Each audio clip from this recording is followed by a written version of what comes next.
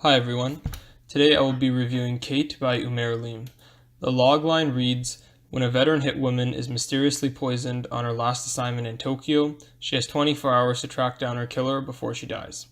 So this script was featured on the 2017 Blacklist and was also sold to Netflix in 2017. I believe it's currently on their slate to be released this year. So I was very curious and interested to check out the script. I'll say a bit about the summary. Basically, a logline says it all. It's a straightforward action thriller script where she's trying to find out who has poisoned her, and we essentially go on this journey with her. Along the way, she meets this 12-year-old girl called Annie, and essentially becomes her like guardian. And turns out Annie's related to the target that she was assassinating, and so that adds some drama and conflict. But basically, that's the story, and it's about her trying to figure out who poisoned her. So my initial impression of the script is I had a hard time with this one because it has a very interesting concept. It has an interesting log line. Like if you were to tell someone what this script or this film is going to be about, it's really simple. Someone gets poisoned and they have to find out who does it, and they only have 24 hours. So there's a lot of like natural action thriller elements already put in the script. And the writer Umair Aleem also has this like Walter Hill style of writing where it's very fast paced. It's an easy read. It's very kind of fragmented. And for the reader anyway, it's very nice because I was able to follow it along, and it was very clear and brisk, and it kind of was in line with the tone and the mood of the actual script.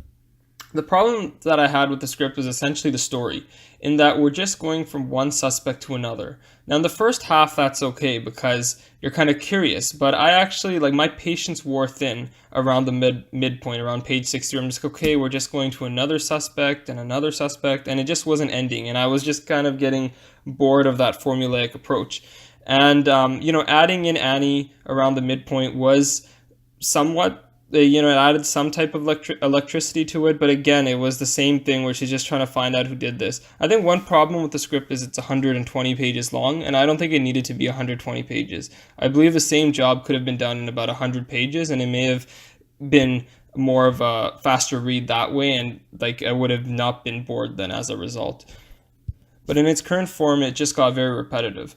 But the interesting thing about this script is, while when I finished it, I wasn't like disappointed. I didn't not like it. I enjoyed the ride, and it's because the writer wrote in a very cinematic and in a very visual way. So the script takes place in Tokyo.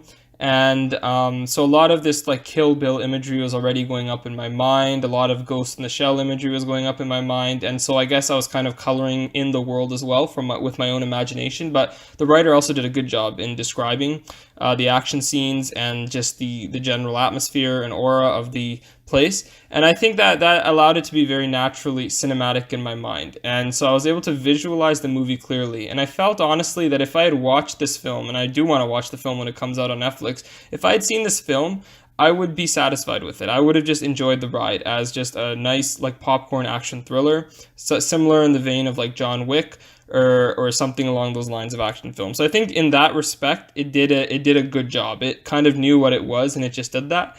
But I think what I was looking for as a reader was a bit more originality in it, because right now, as it stands, the main question that was driving me forward through the narrative was who has poisoned her.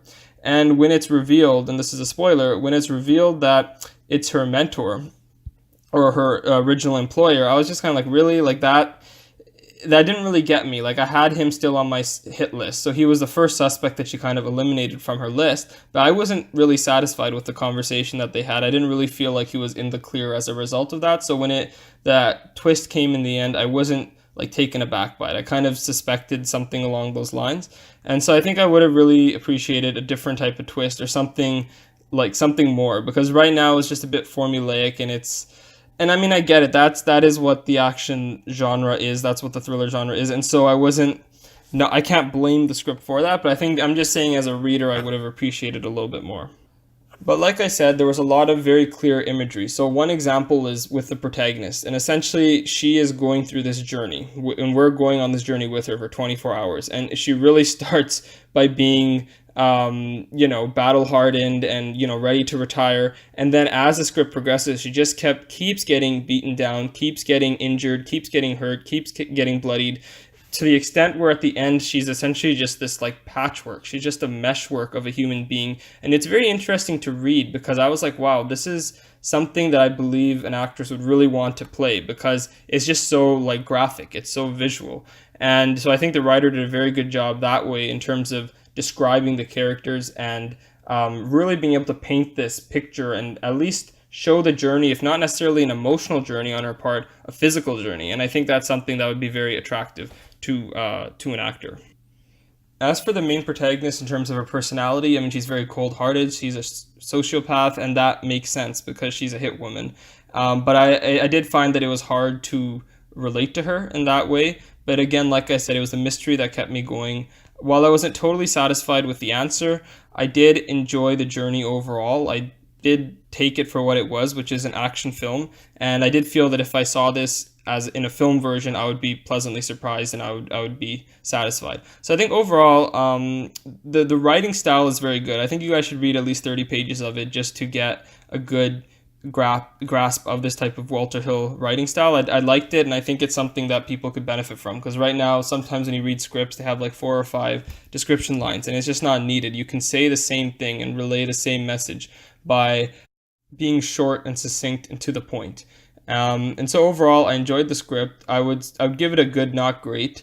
I didn't blow my socks off, but I didn't want my money back either. I was pleasantly surprised, and I look forward to checking out this film on Netflix. Let me know what you guys thought if you read it, and I hope you guys enjoyed this review. Thanks for watching.